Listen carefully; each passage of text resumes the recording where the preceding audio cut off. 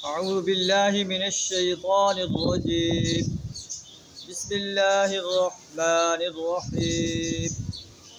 أفرأيت الذي كفر بآياتنا وقال لأوتين مالا وولدا أطلع الغيب أم اتخذ عند الرحمن عهدا كلا سنكتب ما يقول ونمد له من العذاب مدا ونرثه ما يقول ويأتينا فردا. صدق اللہ العظیم. سورہ مریم آیت نمبر 77 تا 80 آپ کے سامنے تلاوت کی ہیں. ان کا ترجمہ کچھ اس طرح ہے: افرأیت الذی کفر بآیاتنا، کیا آپ نے اس شخص کو دیکھا جو ہماری آیات کا انکار کرتا ہے؟ اس وقت جو ہے مکہ کے قریش مخاطب تھے، اور آج ہر وہ انسان مخاطب ہے جو اللہ کے احکامات سے جو ہے انکار کر رہا ہے، اللہ کی وحدانیت سے انکار کر رہا ہے، اللہ کے قرآن کو، اللہ کا قرآن ماننے سے انکار کر رہا ہے. قرآن جو کہ آفاقی کتاب ہے، پوری انسانیت کو یہ کتاب دیا جا رہا ہے. کیا آپ نے اس شخص کو دیکھا جو ہماری آیات کا انکار کرتا ہے؟ تو کہتا ہے لأوتین مالا وولدا، میں جو ہے مال و اولاد سے نوازا ہی جاتا رہوں. اطلع الغیب، کیا اسے غیب کا پتہ چل گیا ہے؟ ام اتخذ عند الرحمن عہدا، یا اس نے کوئی رحمان سے عہد لے رکھا ہے؟ کلا، ہرگز ایسا نہیں ہوگا. دنیا میں چند روزہ جو ہے عیش کر لے، مال و دولت سے جو ہے عیاشی کر لے، آخرت میں اسے جہنم کے عذاب کا سامنا کرنا پڑے گا. سنکتب ما یقول، جو کچھ وہ کہہ رہا ہے ہم اسے جو ہے لکھ رہے ہیں، اس کو تحریر کر رہے ہیں. وَنَمُدُّ لَهُ مِنَ الْعَذَابِ مَدًّا، اور اس کے لیے سزا میں اور اضافہ کریں گے. وَنَرِثُهُ مَا يَقُولُ وَيَأْتِينَا فَرْدًا، اور جو کچھ وہ کہہ رہا ہے کہ میں مال اور اولاد دیا جاؤں گا، تو ہم اس کے مال اور اولاد کے وارث بن جائیں گے. وَيَأْتِينَا فَرْدًا، ہماری عدالت میں وہ اکیلا حاضر ہے. فردن فردن، ہر انسان کو اللہ کی عدالت میں پیش ہونا پڑے گا، اپنی زندگی کا حساب دینا پڑے گا، اپنی جوانی کا، اپنے فرصت کے لمحات کا، صحت کے لمحات کا، مال کہاں سے کمایا، کہاں خرچ کیا.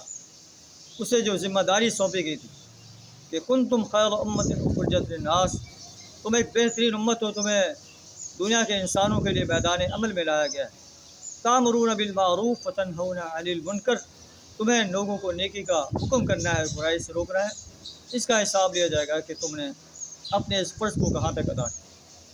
سارا مال و دولت، کوٹھیاں، کاریں، محلات، کارخانے، سب کے سب جو ہے دنیا میں رہ جائیں گے. انسان خالی ہاتھ اللہ کی عدالت میں کھڑا ہوگا. واتخذوا من دون اللہ آلہۃ لیکونوا لہم عزا، ان لوگوں نے اللہ کو چھوڑ کر جو ہے اور خدا بنا رکھے ہیں تاکہ یہ ان کے پشتیبان ہوں. کلا، ہرگز یہ ان کے پشتیبان نہیں ہوں. سیکفرون بعبادتہم، یہ ان کی عبادت کا انکار کر دیں گے. ویکونون علیہم ضدا، اور الٹے ان کے مخالف بن جائیں گے. آج قریش مکہ اپنے جو ہے بتوں کو، اپنے جو نیک جو ہے انبیاء تھے، نیک لوگ تھے، ان کے مجسمے بنا کر ان کے سامنے جو ہے اپنی حاجات پیش کرتے ہیں، ان کی پرستش کرتے ہیں، ان کو جو ہے اپنا معبود بناتے ہیں.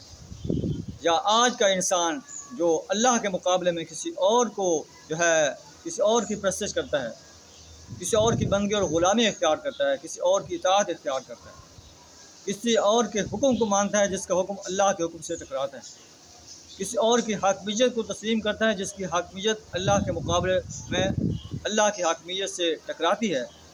اللہ فرماتا ہے کہ یہ سب لوگ جو ہے انکار کر دیں گے.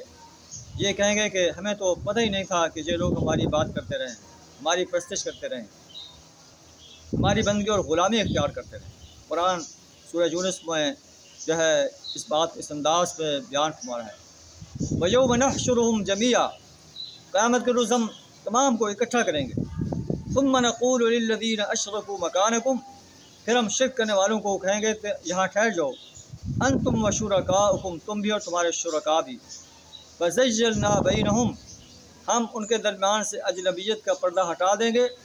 وقال شرکاؤہم ما کنتم ایانا تعبدون، ان کے شرکاء کہیں گے کہ تم ہماری عبادت نہیں کرتے تھے، تم ہماری پرستش نہیں کرتے تھے، تم ہماری بندگی اور غلامی نہیں کرتے تھے، تم ہماری اطاعت نہیں کرتے تھے۔